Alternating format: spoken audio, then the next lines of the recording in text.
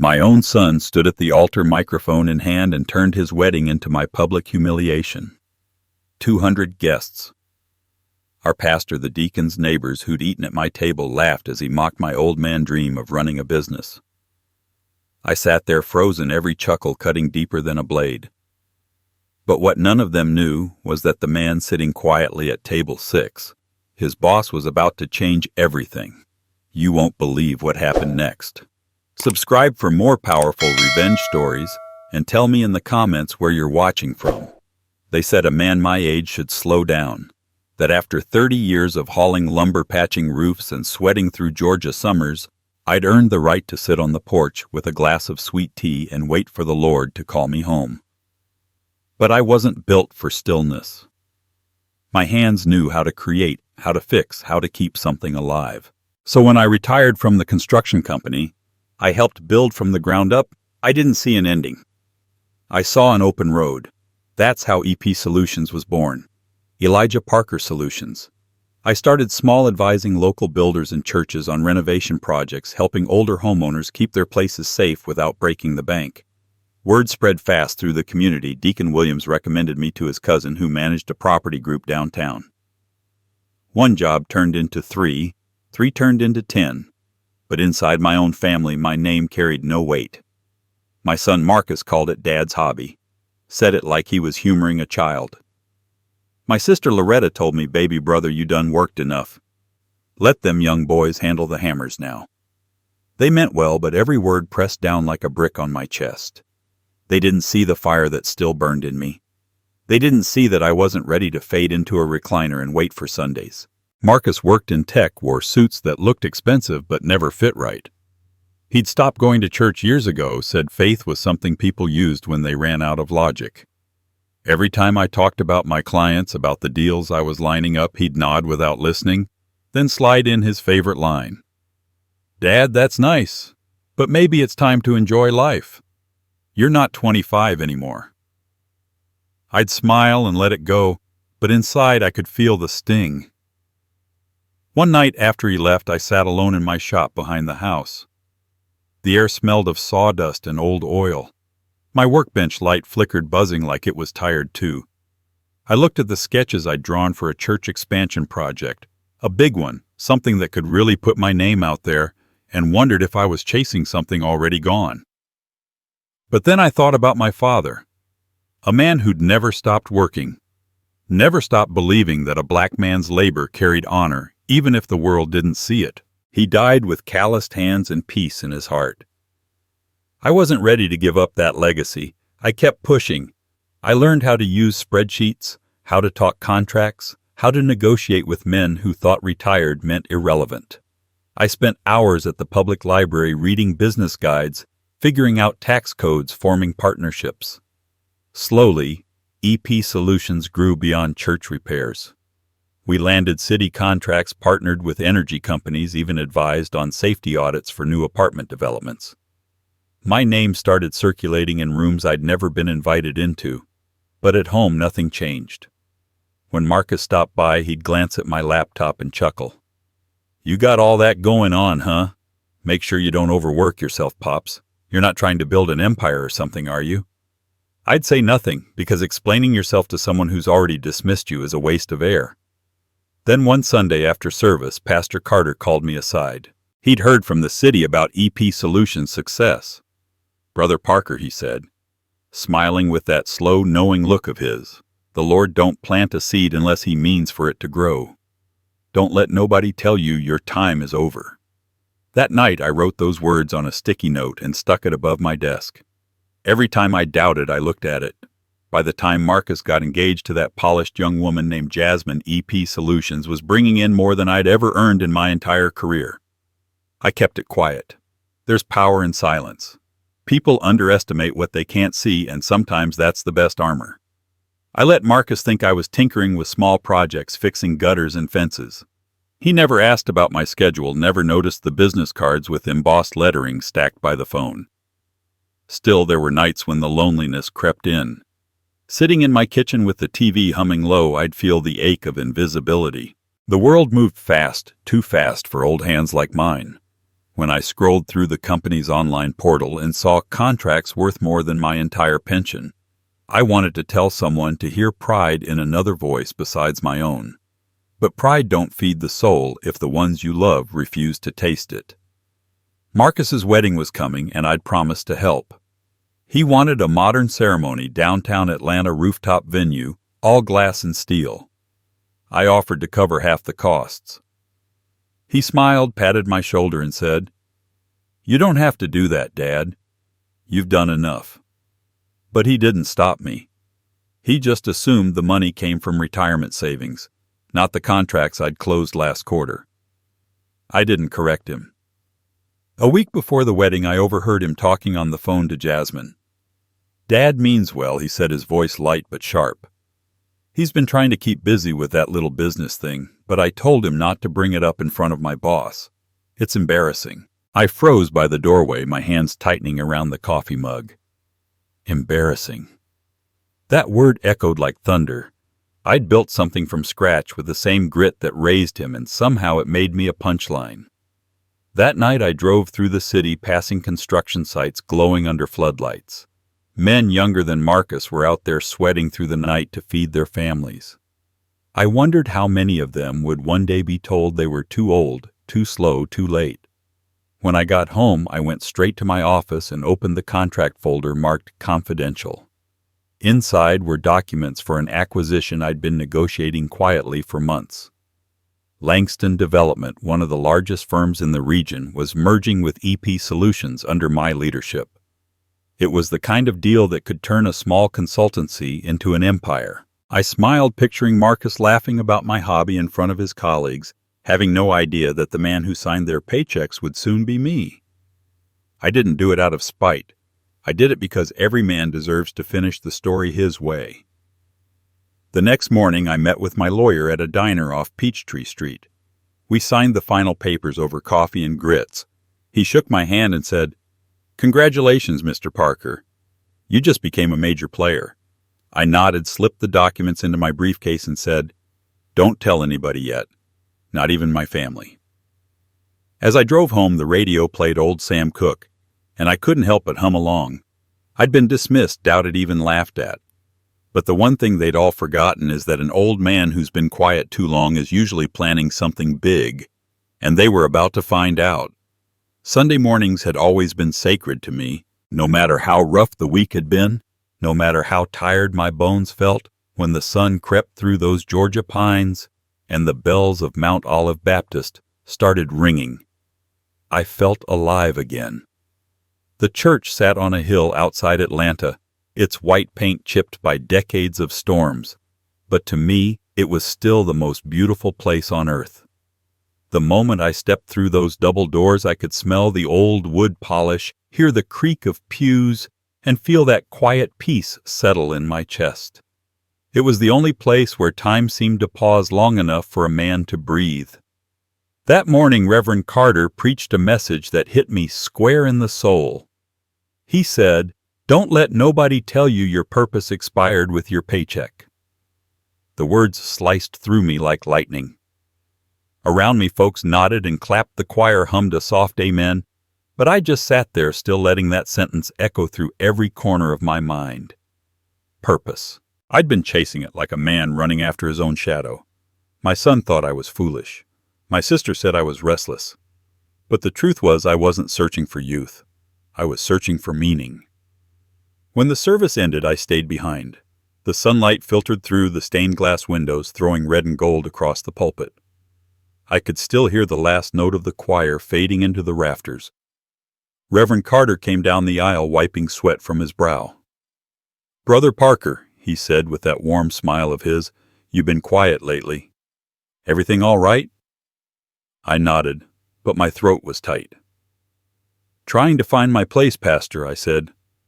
"World keeps telling me I'm done, but my heart don't feel done." He patted my shoulder. "That's because the world measures men by years.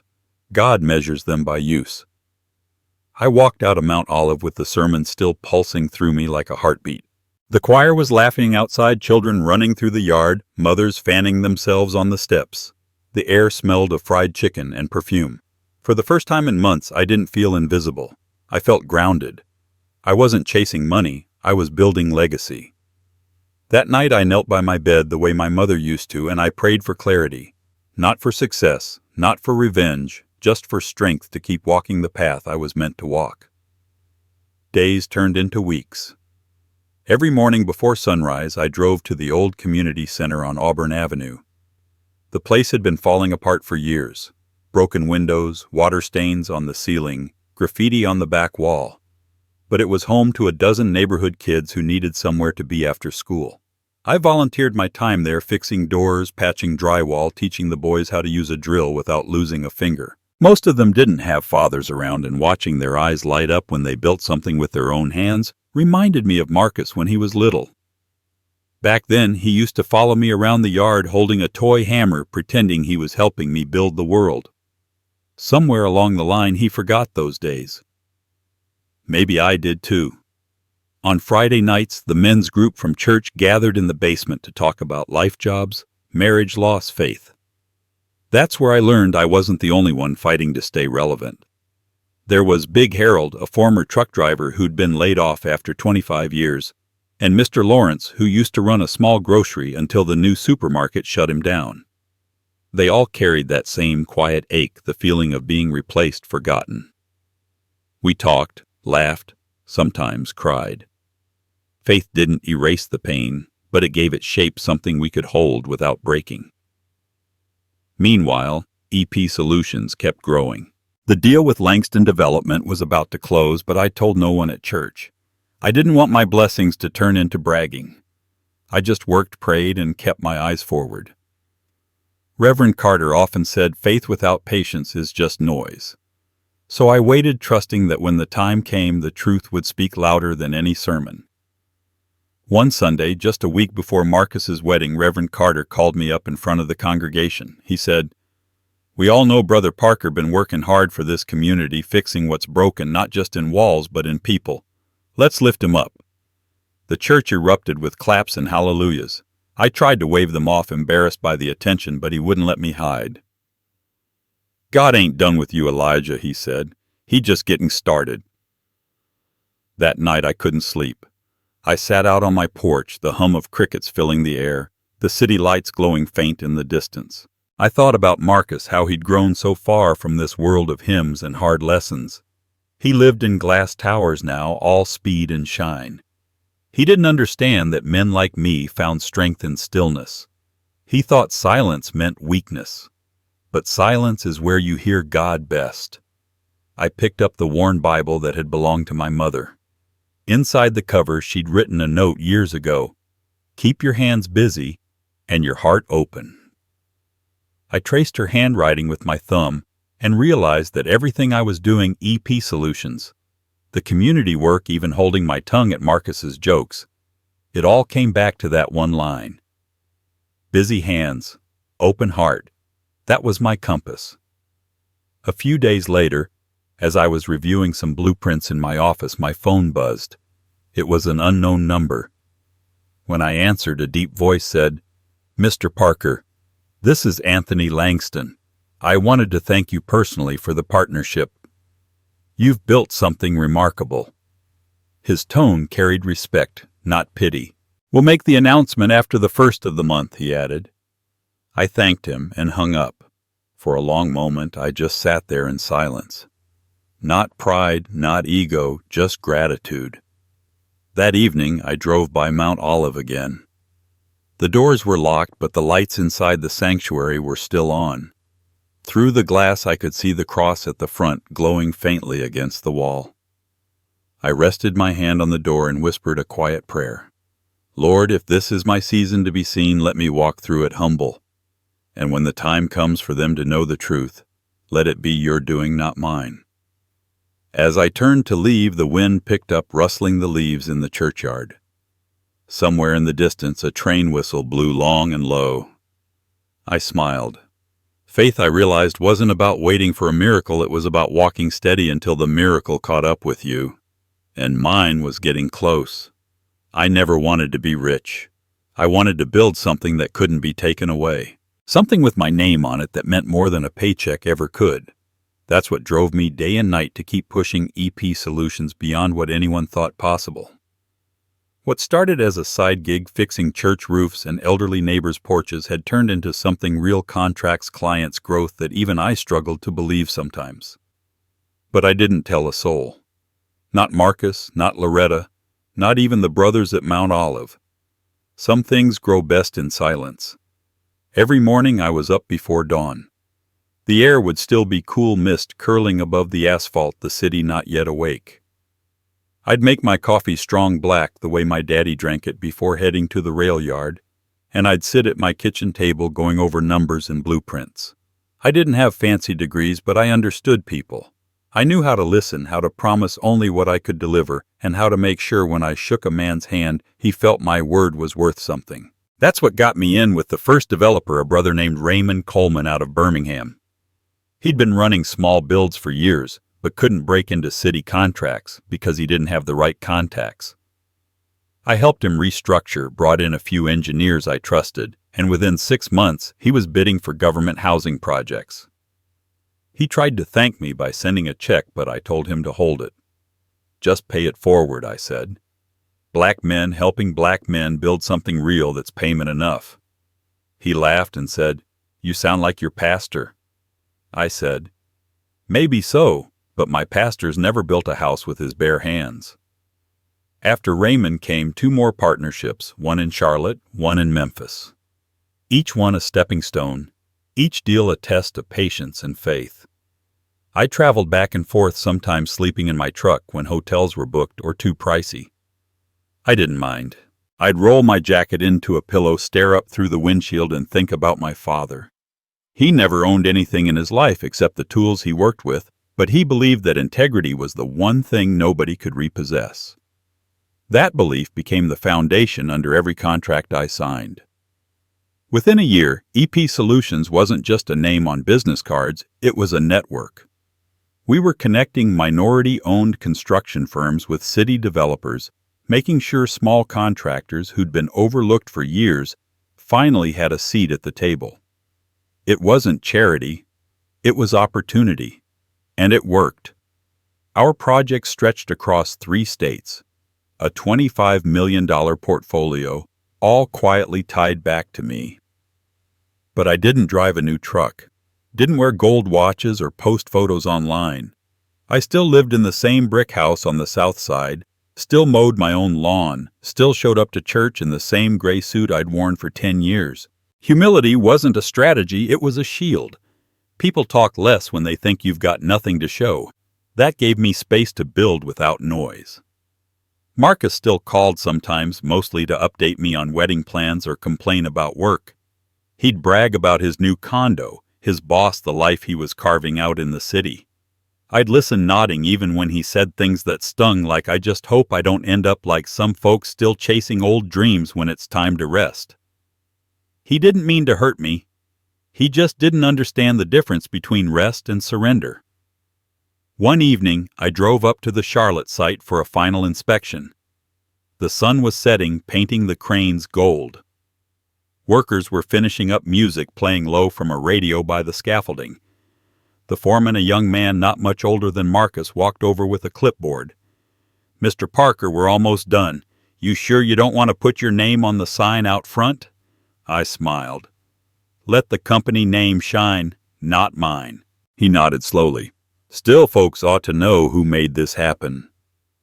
I looked out at the half-built skyline and said, "They will one day." Back in Atlanta, I kept my circle small.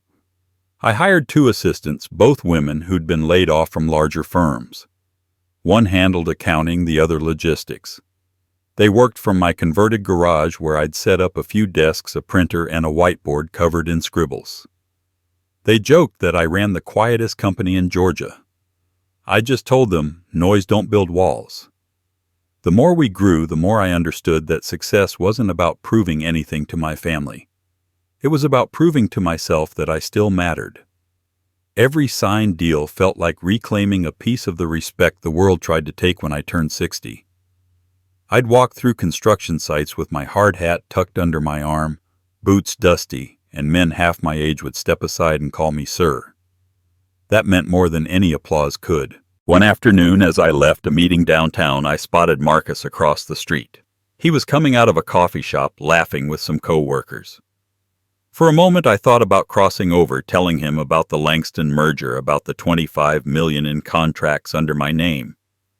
I could already see the look on his face, shock, maybe pride, maybe shame. But I didn't. I just stood there watching him wave goodbye to his friends and walk toward his car. He looked happy, confident, like the world was still opening up for him. And I realized that maybe it wasn't time for him to know. Not yet. When I got home that evening, I found a message from Mr. Langston himself. He wanted to move up the merger announcement, said the timing aligned perfectly with their next round of developments. My hands tightened on the phone. I could feel the shift coming, the moment where everything I'd kept quiet would roar into the light. But I told him to wait until after the wedding. One more week. Let my son have his day. That night I sat in the dark of my living room, the city humming faintly outside. My phone buzzed again, Marcus texting a picture of his wedding venue, all glass walls and candlelight. He added a line, "Hope you're proud, old man." I stared at it for a long time. Proud didn't begin to cover it, but not for the reasons he thought. The next morning I walked into my garage office and looked at the map on the wall pins in every city we'd built in. My mother's Bible sat open on the desk beside it. I placed my hand on it and whispered, "We built this for them. All of them who never got the chance." And somewhere deep down, I knew that when the truth finally came out, when every secret partnership and silent victory was laid bare, it wouldn't just shock them. It would redefine everything they thought they knew about me. And that revelation was getting closer than they could ever imagine. I told myself I was doing it out of love. When Marcus asked if I could help with the wedding costs, I didn't hesitate. "Of course, son," I said, trying to sound casual, like it was no big deal. Truth was, it was a big deal, nearly half of my savings for that quarter. But seeing his excitement, watching him step into the life I once dreamed of for him, that was worth every penny. I figured he just didn't want me to brag about it, maybe wanted to stand on his own 2 feet. I respected that. Pride runs thick in our blood. The wedding was set for a Saturday evening at a rooftop venue downtown, one of those glass and steel places that sparkle when the sun hits just right. Atlanta stretched out below like a painting, all pink and gold in the fading light. I showed up early, dressed in my best dark suit, the same one I wore when I signed my first major deal. I even polished my old shoes until they caught the light. When I walked into the lobby, the staff greeted me politely, but their eyes slid past me like I was just another guest. No one knew, and that was fine. I'd grown comfortable being invisible. Inside, the air buzzed with laughter and music. Jasmine looked stunning in her gown, radiant and proud. I smiled when I saw her father giving instructions to the caterers. He looked like a man who enjoyed being in control, the kind who'd size another man up before offering his hand. When our eyes met, he nodded, polite but distant. I could tell he'd already decided who I was, the blue-collar father out of his depth in a sea of polished professionals. I found my seat near the front, right behind the family rows. The ceremony started, and I tried to let it wash over me, the soft gospel music, the pastor's blessing, the trembling in Marcus's voice as he said his vows. For a moment, I forgot everything else.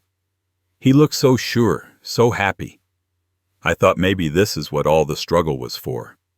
But then came the reception. The ballroom glowed under chandeliers, white linens draped over long tables, waiters gliding between guests with trays of champagne. The DJ switched to old-school soul Marvin Gaye, Aretha Franklin, and folks started loosening up. I sat with some of Jasmine's relatives, trading polite smiles and small talk.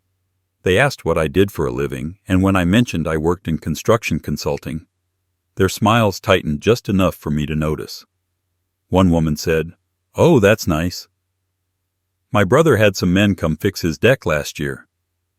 I nodded, sipping my drink, pretending it didn't sting. When Marcus took the microphone, my heart swelled. My son standing tall in his tux, his new wife beaming beside him. He thanked everyone for coming, cracked a few jokes about the traffic, then said, "And of course I gotta thank my dad for helping make all this possible. He's always been there for me. Even when he was trying to build his empire out of 2x4s and duct tape. The room laughed. A soft, polite kind of laughter at first. But then his best man, a slick-looking guy in a velvet jacket, leaned into the mic and said, "Yeah, shout out to Mr. Parker. Still out here chasing dreams like he's in his 20s. Somebody get this man a TikTok." The laughter exploded. I felt the air leave my lungs. 200 people. Church members, old neighbors, co-workers laughing at me, at the man who raised him. I sat still, hands folded in my lap, every chuckle slicing through the last bit of pride I had left. Marcus looked embarrassed for a second, but instead of stopping it, he grinned and played along. "You're not wrong," he said. "My dad's still hustling. Guess retirement doesn't mean rest for everybody." I forced a smile, but my jaw ached from holding it. Jasmine's father laughed too, and I caught him glancing at me the way a man might glance at an old car he's glad he doesn't have to drive anymore. The band struck up another song, and just like that, the moment passed for everyone but me. I excused myself and walked outside. The city lights shimmered against the glass walls, and the sound of music drifted through the open door. I leaned against the railing, staring out at the skyline I'd helped build. Literally helped build brick by brick, back when Marcus was still learning how to walk. The same hands that had poured concrete, signed contracts, and built a company from nothing now trembled slightly around a half-empty champagne glass. I thought about all the nights I'd spent alone in that workshop, the deals, the risks, the hours I'd put in to make something real. I'd done it for him, for his future. And in one breath he turned it into a punchline. I heard footsteps behind me. It was Jasmine. She looked uneasy, her voice soft. "Mr. Parker, I'm so sorry about what Marcus said. He didn't mean anything by it." I smiled, the kind of smile that costs something. "It's fine," I said. "He's just having fun." She hesitated, then added, "You've always been good to him. I just hope he realizes it before it's too late." When she walked away, I stayed there staring out at the city until the music shifted again. That's when I saw a man I recognized, Anthony Langston, standing at the bar laughing with a few of his managers. My partner. My soon-to-be business associate. He hadn't spotted me yet. A strange calm settled over me. It wasn't anger anymore. It was something colder, steadier. The kind of stillness that comes right before a storm. I straightened my tie, took one last sip of champagne, and turned back toward the party. My pulse slowed as I walked across the ballroom, weaving through the guests, every step deliberate. Marcus was still laughing with his friends, completely unaware that the man he was mocking was about to shift the ground beneath his feet. When I reached the bar, Langston noticed me. His eyes widened and his laughter stopped mid-breath. He stood up, shaking my hand with both of his. "Elijah Parker," he said loudly enough for nearby guests to hear. "The man of the hour. Didn't expect to see you here tonight." Conversations around us quieted. Marcus turned, his smile fading. I could feel every pair of eyes in that room on me. And that was the moment I knew the joke was over. The laughter rolled over me like a wave, but I didn't flinch. I just sat there, my hands folded, my face carved into something calm and unreadable. I'd learned that look from my father. He used to wear it when the foreman cursed him out for something he didn't do, or when a train delay meant another night without sleep. He'd just take a slow breath, eyes steady, jaw set, and keep on working. "Never let them see you break, boy," he told me once as we walked the tracks at dawn. "They can take a man's job, they can take his house, but they can't take his composure." That's his armor. So I wore that same armor that night. The music picked back up, glasses clinked, and laughter faded into chatter. Nobody noticed I hadn't moved, hadn't spoken. Even Marcus didn't look my way. I could still hear his words echoing bright and careless like nails on glass. My dad and his empire of 2x4s. The crowd thought it was harmless fun, but every joke cuts deeper when it's told by your own child. I looked around the room, faces glowing under chandelier light, folks toasting, smiling, dancing. The band slid into an old Motown song, one Marcus used to love when he was a kid. He'd dance in the living room, holding my hand, standing on my feet while I swayed to the beat. I could still feel his small fingers gripping mine, laughing when I'd spin him too fast. The memory hit me so suddenly it stole my breath. That little boy who once looked at me like I hung the moon was gone. In his place stood a man who saw me as an old relic, something to be tolerated, not respected. The waiter passed with a tray of champagne. I took one and raised it to my lips, though I didn't drink. My reflection shimmered in the glass. The tired eyes, the lines cut deep from years of work and weather. I thought about my father again, about how he used to come home from the rail yard covered in soot and steel dust. He never complained, just washed his hands, bowed his head over dinner, and said, "We build so they can stand taller than us." I wondered what he'd think of me now, of a son who'd built an empire in silence and a grandson who laughed at the foundation it stood on. A woman nearby leaned over. "Mr. Parker, are you all right?" Her voice was polite, tinged with pity. I smiled just enough to reassure her. "I'm fine," I said, "just thinking." She nodded and turned away. "People only ask if you're all right when they're hoping you'll say yes." The DJ called for a toast. Marcus's voice boomed again through the microphone. "Let's raise a glass," he said to family, "especially the ones who taught us to dream big." More laughter. My fingers tightened around the stem of the glass. I didn't raise it this time. I just watched him, tall and proud, basking in the glow of admiration from strangers. He didn't notice the small tremor in his father's hand. He didn't see the man holding everything inside, keeping the flood from breaking loose. The ache in my chest wasn't anger. It was sorrow, deep and quiet, the kind that settles in your bones. I thought about how many times I'd bailed him out of trouble, how many nights I'd stayed up waiting for him to come home safe. I'd sacrificed years of my life so he could build his. And now I was the punchline at his celebration. But I didn't leave.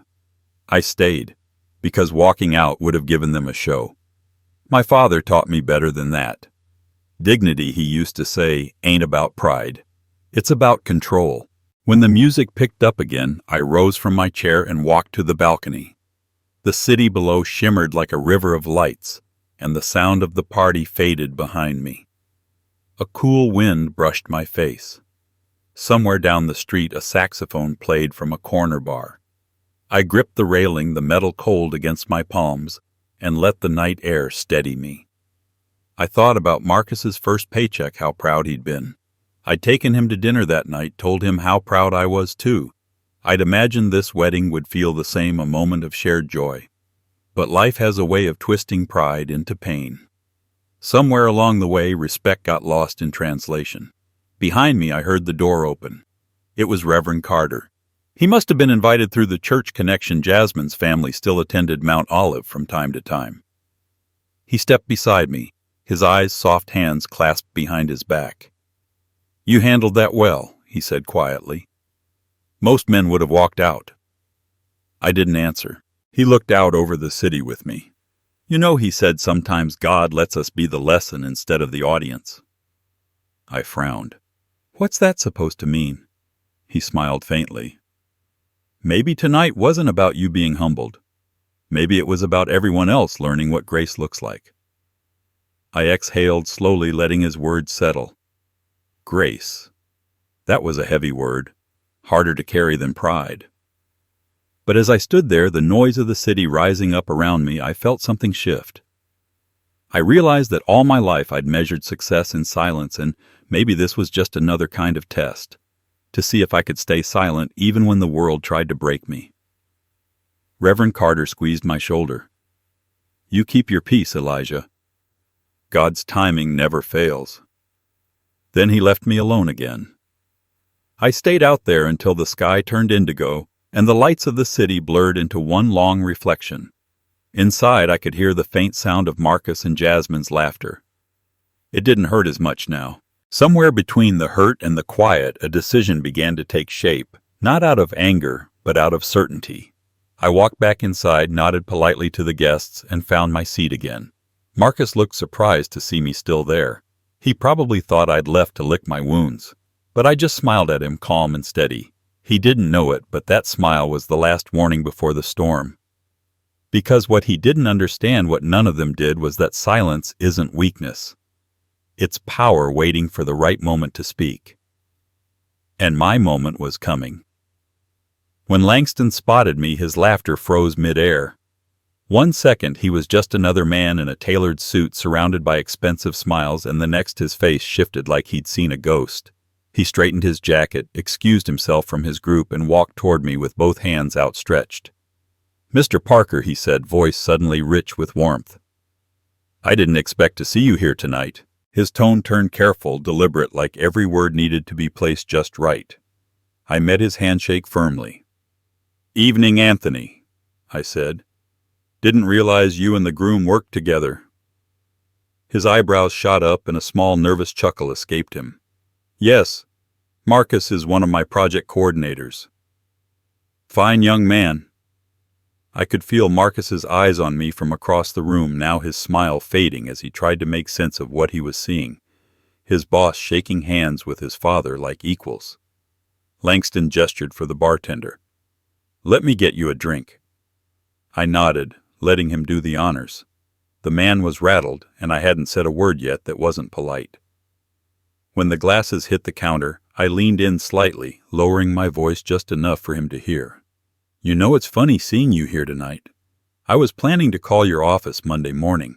I wanted to finalize the details about EP Solutions' acquisition of Langston Development." His champagne glass tilted, catching the light before it nearly slipped from his hand.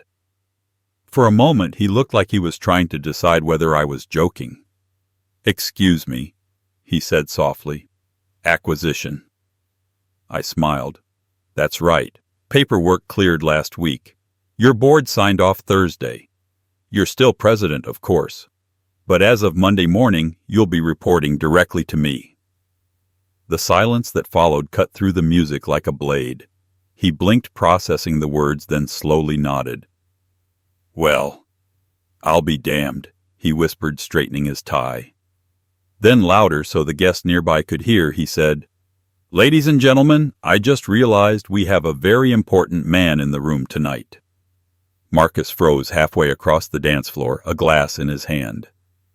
The crowd turned as Langston continued, his voice booming with pride, now the same pride I'd heard him use when announcing new contracts. "This gentleman here, Mr. Elijah Parker, is not just the groom's father. He's also our new corporate partner at Langston Development, the man who made tonight's skyline possible." The reaction was instant. Conversations died. Heads turned. A few people even clapped without knowing why. I stood there, calm, steady, watching the shock ripple through the room like an electric current. Jasmine's father's smile collapsed into confusion.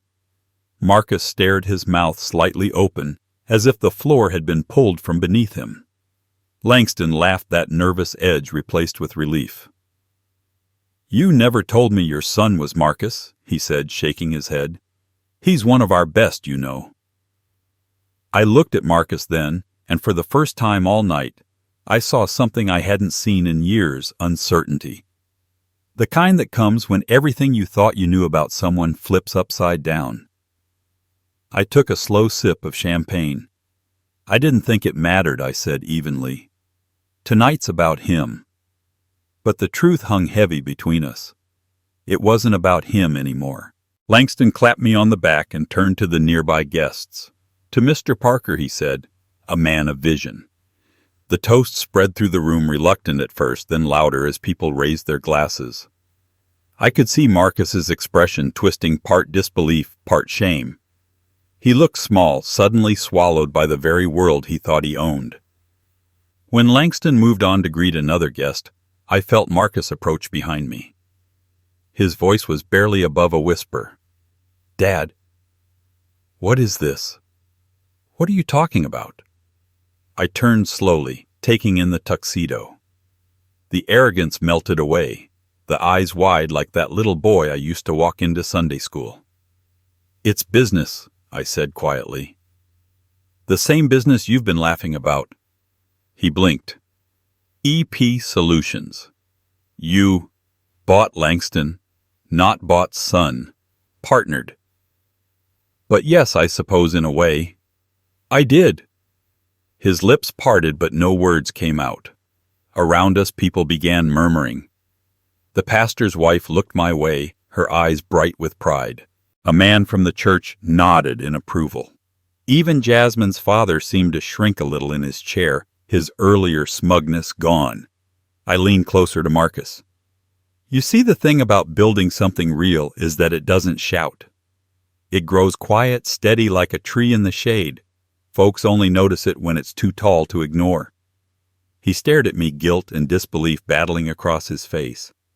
Why didn't you tell me I gave him the same calm smile I'd given hundreds of men who'd underestimated me? You never asked, Marcus. You just assumed. The DJ changed the song, but nobody danced. The room hummed with low conversation, the kind people have when they realize they've misjudged someone standing right in front of them. Langston returned with a grin, clearly eager to align himself with the new order.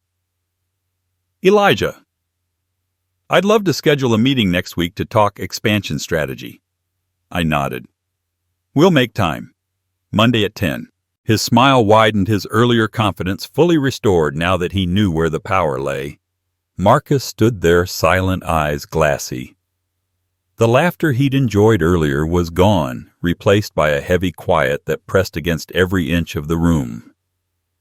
He looked down at his drink, then up at me. I didn't mean to. I know, I said, cutting him off gently. You just forgot where you came from. He swallowed hard, the words landing heavier than I'd intended. But I didn't take them back. Some lessons have to burn before they stick. Jasmine walked over, her hand resting on his arm. Mr. Parker, she said softly, I think what you've built is incredible. There was no mockery in her tone, only sincerity. Marcus is lucky to have your example. I nodded, though my chest ached with something close to sorrow. Because this wasn't about winning or revenge, it was about truth. The night wound down, guests whispering as they left, the city lights stretching through the glass like veins of gold. When I finally stepped outside, the cool air hit my face sharp and cleansing. I loosened my tie and looked up at the skyline, the same skyline my company now had a hand in shaping. Behind me I heard Marcus's footsteps. Dad, he said, voice low. Can we talk? I turned slightly, meeting his eyes. Not tonight, son, I said. Tonight, just remember, this respect doesn't come from applause. It comes from knowing who built the stage. He didn't answer. I walked toward the valet, the city humming quietly around me, every light reflecting off the glass towers I'd helped raise. Somewhere inside that glow was the boy I'd once carried to church, now grown and learning what it means to face the man who built the ground he stands on. And the night wasn't over yet. Langston didn't just speak, he thundered. His voice cut through the laughter like a blade. Ladies and gentlemen, he said, tapping the microphone twice, his tone shifting from casual charm to something reverent. Before we go any further, there's something everyone in this room ought to know. The crowd quieted, champagne glasses pausing mid-air. The music faded, leaving only the hum of the city outside. He turned toward me, his voice ringing clear. You see this man here? The one you've been calling a handyman? The one some of y'all joked about tonight? This man, Mr. Elijah Parker, is the majority investor in Langston Development. And if I'm not mistaken, he added, his eyes sweeping the room, half the folks in here work for his company. It was like someone had pulled the plug on the entire evening. Silence crashed over that rooftop like thunder. The waitstaff froze mid-step. The band stopped, cold instruments dangling from stunned hands. The sound of a glass shattering somewhere in the back echoed like punctuation. All eyes turned to me. I didn't move. I didn't need to. Marcus's smile vanished, his jaw locking as color drained from his face. Jasmine blinked rapidly, her hand still wrapped around his arm, as if unsure whether to hold him or let go. Across the room, I saw the pastor's wife cover her mouth, and Deacon Williams, who'd been sitting near the dessert table, mouthed a silent "Lord have mercy." Langston wasn't done. I've been in this business 25 years, he said, and I've never met a man who carries himself with this kind of grace. Mr. Parker didn't come here tonight to boast. He came here to celebrate his son. And while some of you might have been laughing at him earlier, I want you to remember this moment. He paused, looking straight at Marcus. Because respect, ladies and gentlemen, isn't about money. It's about legacy. Then he handed me the mic. The weight of it was heavy in my hand, colder than I expected. I looked at the faces staring back, some guilty, some stunned, some simply embarrassed that they'd joined in the laughter. For a moment I thought about walking away, letting the silence do the talking. But something in me stirred a memory of my father standing on a rain-soaked platform, telling me that a man's dignity is only worth something if he uses it to lift others. So I spoke. "I appreciate that, Anthony," I said quietly. "But I didn't come here for recognition.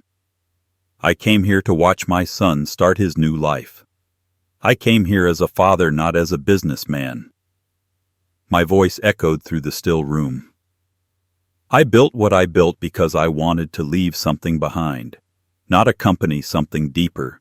A name that meant integrity, hard work, respect. The same things my father taught me. I turned toward Marcus, locking eyes with him. But somewhere along the way we forgot what respect looks like. We started thinking it came with titles and paychecks. That if someone didn't wear a suit or talk slick, they didn't matter. His throat bobbed as he tried to speak, but no words came. "I'm proud of you, son," I continued, voice steady. "But pride doesn't excuse disrespect. I would have given you everything I own without hesitation. All I ever wanted was for you to walk in the world without forgetting whose shoulders you stood on." The room stayed silent save for the faint hum of the wind. A few people lowered their heads. Others nodded slowly. The truth had landed not loud, but deep. I handed the microphone back to Langston and stepped aside. For a long moment no one moved. Then Jasmine, tears in her eyes, began clapping. It was soft at first, hesitant, like she wasn't sure if she was allowed to. Then someone else joined in. Another. And another. Within seconds the room filled with applause, not the polite kind, but the kind that comes from people realizing they've just witnessed something honest. Marcus still hadn't moved. When the applause died down, he walked toward me, his steps slow, deliberate. The same young man who'd once danced on my feet in our old living room now stood face to face with me as a man trying to find his footing again. "Dad," he started, voice low. "I didn't know." "I know you didn't," I said. "That's the problem." He swallowed hard, eyes wet. "I'm sorry." I nodded once. "Don't be sorry, son. Be better." He looked down, then back up, and for the first time that night, I saw the boy I used to know. The one who believed in me without question. The one who wanted to grow up to be like his dad. Langston raised his glass again, his voice booming once more. "To Mr. Parker," he said. "To the builders, the dreamers, the ones who never stop creating even when no one's watching." The guests followed 100 glasses raised high, the clinking echoing through the open air. This time I raised mine too, not to celebrate the company or the power or the money, but the simple truth that every man deserves to be seen for who he really is. The DJ, unsure of what to do next, played an old Sam Cooke song, "A Change Is Gonna Come." The melody drifted across the rooftop, low and soulful, filling the silence left behind. I stepped out to the edge of the balcony again. The city lights shimmered like stars scattered across the ground, and for the first time all night, I felt something close to peace. Behind me, I heard Marcus laughing softly through tears as guests patted him on the back, offering words of awkward admiration. Langston was already talking business with someone near the bar. The world had found its rhythm again, but everything had shifted. I took one last sip of champagne and set the glass down. The skyline glowed before me, those towers of steel and glass that bore my company's mark, my work, my name. For years I'd built in silence. Let them think I was just another old man clinging to a dream. Let them laugh. But now the truth was out, echoing in their eyes, burning in their shame. And as I turned to leave the balcony, one thought followed me down the stairs, sharp and certain. They'd never laugh at me again. The crowd began to drift back into conversation, but I could feel Marcus's stare burning through the noise. He stood there motionless, the laughter long gone from his face, his champagne glass trembling in his hand. Then he started toward me, each step slow, careful, like he was crossing a minefield made of his own guilt. The closer he got, the quieter the room became, as if everyone sensed something sacred was about to unfold. "Dad," he said, his voice unsteady, breaking through the hum. "Why didn't you tell me?" I looked at him for a long time before answering. The boy I once carried on my shoulders was now standing in front of me in a tuxedo that didn't fit as neatly as it did an hour ago. His confidence had cracked. His eyes searched mine, desperate for something to hold on to, because every time I tried, I said quietly, "You told me to act my age." The words hung between us like smoke. For a moment, nobody breathed. You could have heard the clink of a single ice cube at the bar. Then Marcus's shoulders slumped, and his mouth opened, but no sound came out. The silence that followed was heavier than any argument could have been. He took a shaky breath. "I didn't mean—" He stopped himself. "I just didn't want you to overwork. I thought you were old." I finished for him, my tone calm but sharp. "Washed up. Out of touch." His face twisted with shame. "No, Dad. That's not Marcus," I said, cutting him off gently. "You're not the first son who thought he outgrew his father, and you won't be the last. But what hurts the most isn't that you said those things. It's that you believed them." The guests had turned fully toward us now. No one dared interrupt. Even Langston stood frozen, holding his glass like a prop in a scene he didn't belong to.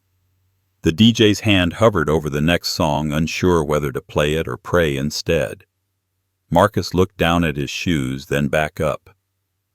"I was proud of you," he said softly. "I just didn't know how to say it.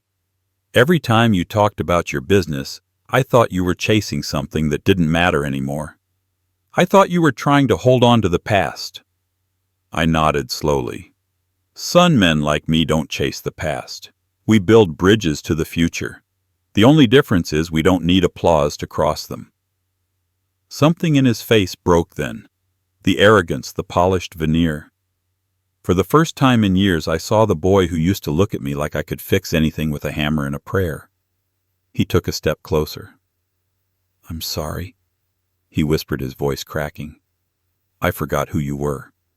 I smiled faintly. "You didn't forget who I was, Marcus. You forgot who you are." His lips parted, confusion flickering across his face. I took a step closer too, lowering my voice so only he could hear. "You come from people who worked the railroads, who laid bricks in the heat, who prayed in churches without air conditioning because faith meant more than comfort. You come from a line of builders, not talkers. Don't ever let pride make you forget that." He blinked hard, and I saw the tears he was trying to hold back. He looked around the room, realizing the weight of what he'd done, not just the jokes, but the dismissal, the years of distance that had built up between us like scaffolding around a house that never got finished. Jasmine stepped closer, her hand trembling as she reached for his arm. "Marcus," she whispered, "say something." He turned to her briefly, then back to me. "Dad," he said, his voice steadier. "Now you're right. I've been acting like I made it here alone. But I didn't. You built everything I'm standing on." I exhaled a slow breath I didn't realize I'd been holding. "That's all I needed you to see." The pastor, still seated at his table, murmured a quiet amen. The room stayed silent, not the awkward kind, but the kind that means people are witnessing something true. Marcus stepped forward and did the one thing I never expected him to do in front of all those people. He hugged me. Not a polite hug, not a quick pat on the back. It was tight, desperate, heavy, with years of unspoken words. The kind of embrace that says more than any apology could. "I don't deserve your forgiveness," he said quietly against my shoulder. I patted his back. "Good thing forgiveness isn't something you earn. It's something you recognize." When we pulled apart, there were tears on his face, and for the first time that night, I didn't hide mine either. The applause started again, softer this time, not out of obligation but out of respect.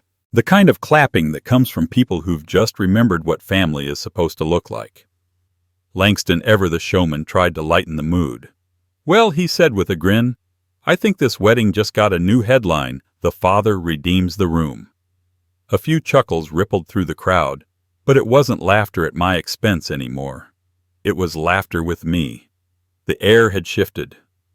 Marcus wiped his face and turned to the microphone. "Ladies and gentlemen," he said, his voice trembling but sure, "I've spent this whole evening talking about dreams and ambition. But tonight, I learned what real legacy looks like. It's not about what you build with your hands, it's what you build in the people who come after you. And I owe every ounce of mine to my father." The applause that followed was thunderous. Even the waitstaff clapped. Jasmine smiled through tears. The pastor stood nodding like he'd been waiting his whole life to see this kind of reconciliation. When the noise finally settled, Marcus turned back to me. "Can we start over?" he asked. I looked at him. This man who had once been my boy and said, "We never stopped, son. We just took a detour."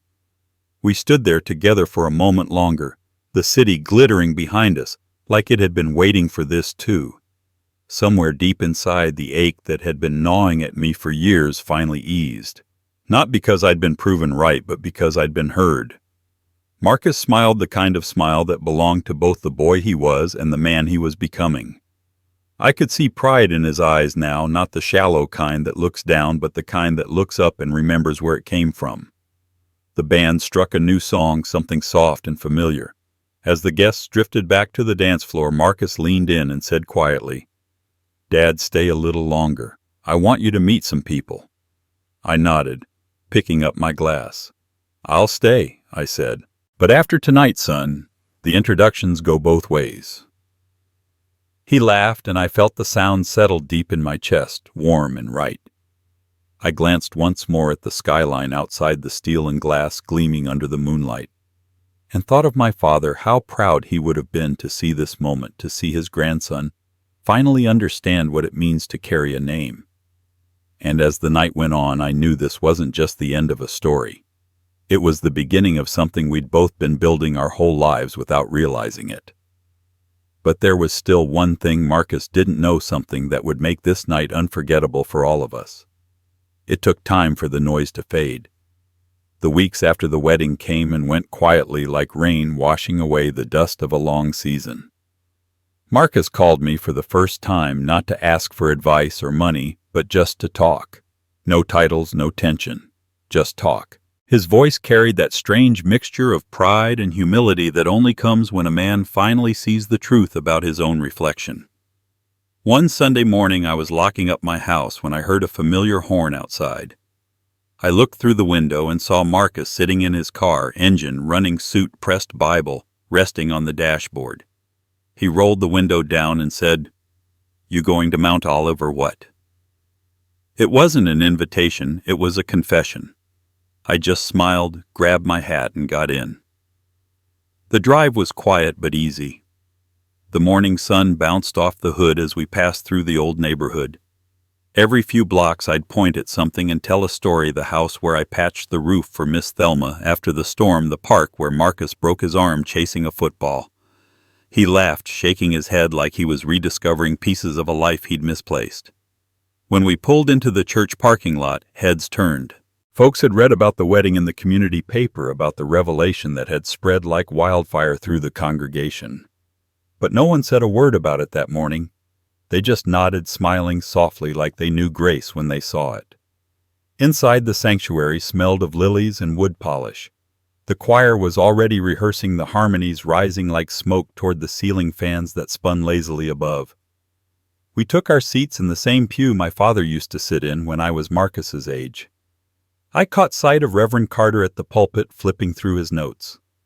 When he looked up and saw us together, his eyebrows lifted slightly, then his face broke into a grin. During the service, Marcus sang along quietly, his voice uncertain but sincere. When the choir broke into "His Eye is on the Sparrow," I closed my eyes.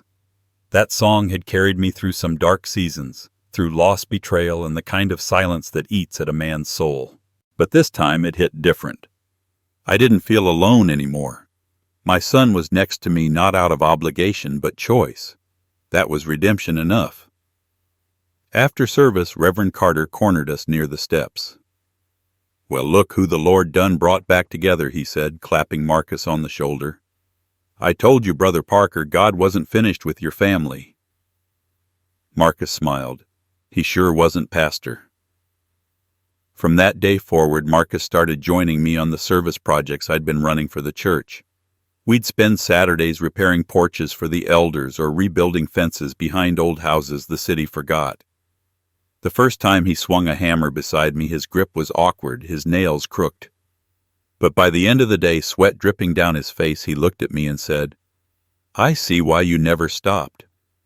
"It's not just the work," I told him. "It's the meaning behind it. You build one house, you fix one roof, and you realize it's never just wood and nails, it's dignity. You give someone a home that doesn't leak and they start believing again. That's what matters." He nodded slowly, and I could see understanding settle in. Each weekend we went out, his posture changed less, corporate, more grounded. The people noticed too. Church elders would stop us thanking Marcus for helping. The young men from the community center started looking up to him, asking questions about work-life, family. And he answered them with honesty. Not the kind that comes from a manual, but the kind that comes from living. One afternoon, after we finished fixing Miss Thelma's back steps, Marcus sat on the porch beside me. The smell of fresh wood filled the air, and the cicadas were screaming from the trees. He looked out at the sunset quiet for a long time, then said, "Dad, I used to think power was about who people listen to. But I was wrong. It's about who people trust." I didn't say anything. I didn't need to. The lesson had already landed.